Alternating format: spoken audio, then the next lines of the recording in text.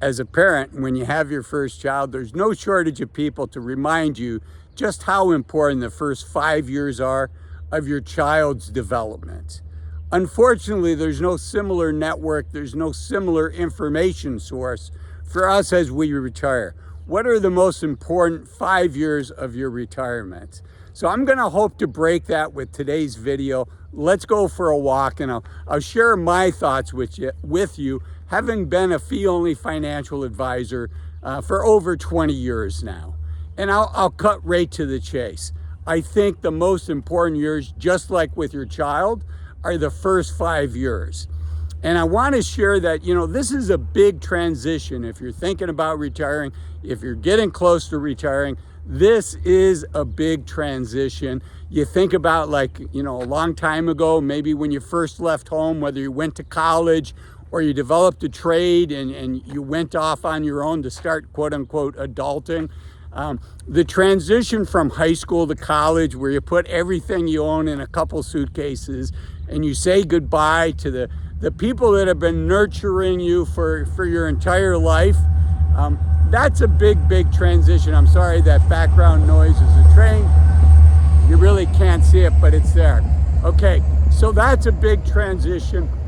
And the transition to retirement is every bit as big, right? I mean, it's the whole world that you've known for a long time. And just like with a teenager or a young adult heading off to college, your identity is about to change as well. So, it's a big transition, but it's important that you jump in with both feet. It's important that you start off on the right track. And, one of the keys is to understand what your goals are, what you're hoping, what you're going to stand for, what you're hoping to do in retirement. Not that you have to have a to-do list, but these are the things that are important to me as I retire, and you can update them. For instance, for me, I kind of, when my day comes to retire, I'm not retired yet, but when my day comes to retire, the things that I have thought about that are going to be important to me and are important to me now are, number one, relationships. When you work, unfortunately, you're not able to spend as much time with the people that you love and you care about. So I'm hoping to spend more time with my adult children. I'm hoping to spend more time with my wife and with friends that mean a lot to me that unfortunately right now I'm not able to spend a lot of time with. So I want to spend a fourth of my time on relationships. I want to spend a fourth of my time on my health. Having your health is really key. Once you lose your health, retirement's going to look very different for you. So doing what I can to eat in a healthy way, to work out regularly, to keep my health is going to be important. Then I've always been a lifelong learner, so I want to continue to learn. So a fourth of my time on relationships, a fourth of my time on my health, a fourth of my time just learning. I just love learning.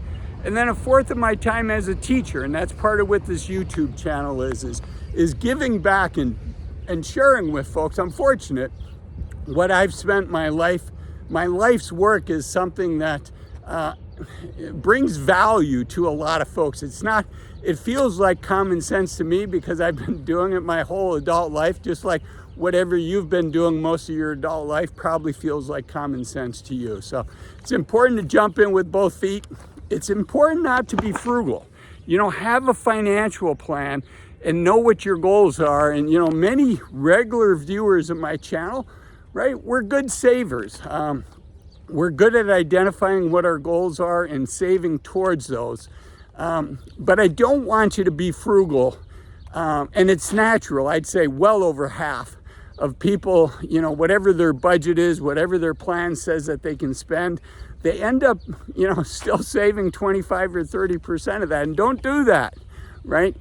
Your whole life has been a balance between current you and future you. And now this is your future year, the future you. So be sure to spend that money and enjoy it. These are your healthiest, most active years. I also think it's good to have a financial plan. If you don't have a plan, boy, it's really hard to know how much money you can spend. And, a lot of people are sacrificing unnecessarily. You don't want to do that. You don't have to do that. So have a financial plan, and have a plan, a time plan that I already talked about, right? Think about, how am I going to spend my time? 24 hours a day is a lot of time, right? A significant part of our life has been spent at work. Okay, other reasons why the first 5 years are super important. There's some big decisions that need to be made in the first 5 years. Let's say you're 60 and you're retiring early. A lot of viewers of my channel are hoping to do that. Or you're 62 or 63.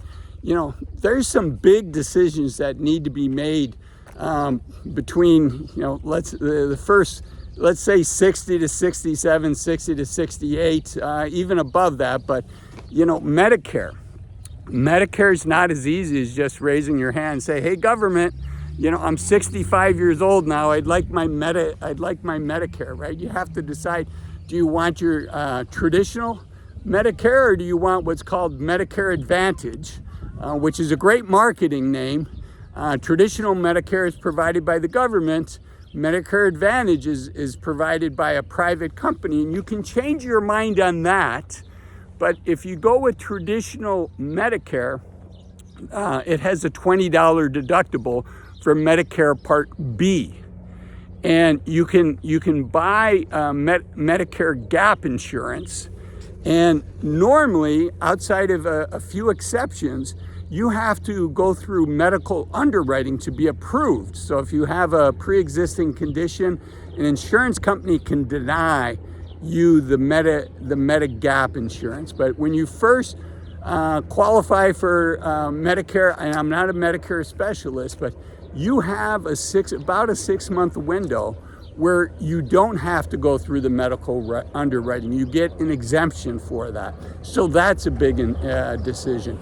Also, when you're going to start taking Social Security is a big decision. So the first 5 years are important. Another reason is because you've got these big decisions that you have to make. And then unfortunately, and this is just a reality that we all face, in the first 5 years, we face what's called sequence of return risk. It turns out that having negative returns, having bad stock market returns in the early years of our retirement have some of the biggest impact as to whether our financial plan is successful or not. And none of us know what the first 5 years are going to be like, but that's one of the reasons that the first 5 years is so important. Another thing that's important, if you're interested in this topic, is to watch this video up here that talks about 5 reasons to, average income for retirees, and this video down here that talks about 5 reasons to retire as soon as you can. Thanks for watching. Bye-bye.